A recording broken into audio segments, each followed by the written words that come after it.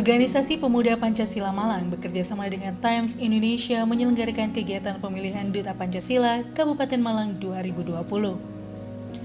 Kegiatan ini diselenggarakan di Gedung Santika Satyawada Polres Malang dan diikuti oleh 96 peserta berusia antara 17 hingga 23 tahun.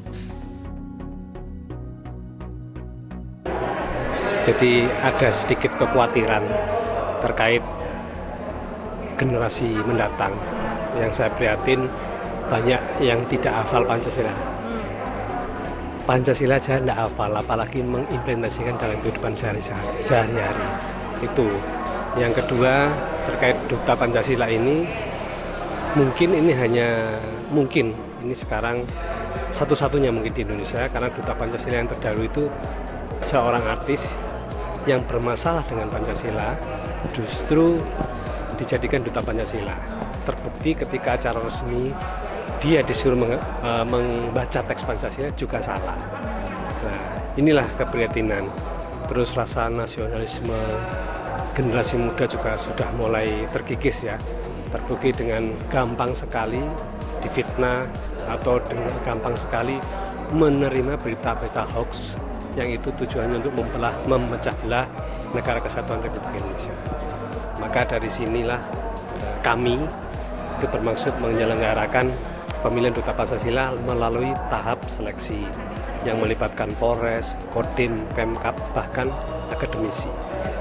Nah, tujuan itu tadi nanti menciptakan rasa nasionalisme yang otomatis juga bisa mengimplementasikan sila-sila dari Pancasila di kehidupan sehari-hari mereka. Pemilihan Duta Pancasila dilakukan dalam beberapa tahap. Tahap pertama ini menyaring peserta dari 96 menjadi 50 peserta yang lolos audisi. Dalam tahap ini, peserta melakukan wawancara langsung dengan Dewan Juri dengan mengutamakan hafal Pancasila dan memahami implementasinya. Untuk kriteria dari penilaian audisi Duta Pancasila itu memang yang pertama kita melihat dari segi wawasan kebangsaan, terutama dengan Pancasilanya, implementasinya di masyarakat, dan tentunya kita juga melihat bagaimana kesiapan generasi muda yang ikut di Duta Pancasila ini mampu untuk mengimplementasikan nilai-nilai Pancasila di lingkungan masyarakat. Untuk tahap seleksi memang kita kurang lebih ada beberapa tahap. Yang pertama kemarin kita seleksi berkas, itu ada kurang lebih 160 dan yang lolos adalah kurang lebih sekitar 90 orang.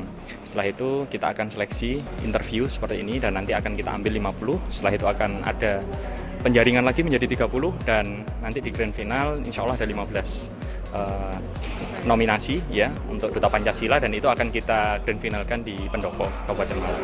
Sebenarnya untuk tujuannya adalah bagaimana kita mengajak generasi-generasi milenial saat ini yang mana mereka itu sudah mulai paham tentang teknologi dengan kemajuan zaman yang begitu pesat, ini mampu mengajak generasi yang ada di lingkungan sekitarnya, tidak menutup kemungkinan juga generasi muda, generasi tua, untuk bagaimana kita menanamkan nilai Pancasila di masyarakat, yang mana nantinya kita bisa menanamkan nilai-nilai itu dan menjadi dasar dalam kehidupan kita sehari-hari. Sebenarnya outputnya itu. Jadi harapannya adalah teman-teman atau generasi muda yang saat ini nanti terpilih itu bisa menjadi ikon untuk Kabupaten Malang terutama ya, dan bisa berharap juga untuk Indonesia karena ini penyelenggaraan pertama ya untuk Duta Pancasila di seluruh Indonesia. Jadi seperti itu. Puncaknya, 15 orang peserta terpilih nantinya akan langsung mengikuti grand final pada 7 November 2020 mendatang.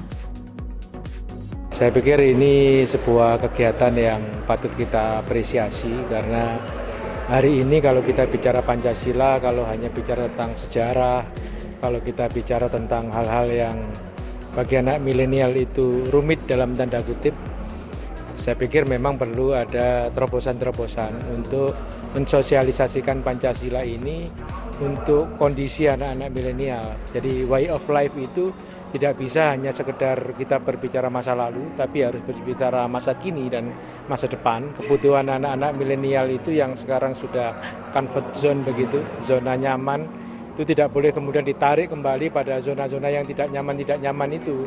Tetapi bukan berarti kemudian tidak ingat founding fathers, tidak ingat ideologi negara. Tetapi cara kita menyajikan ideologi negara tentu berbeda dengan cara-cara orang tua dahulu.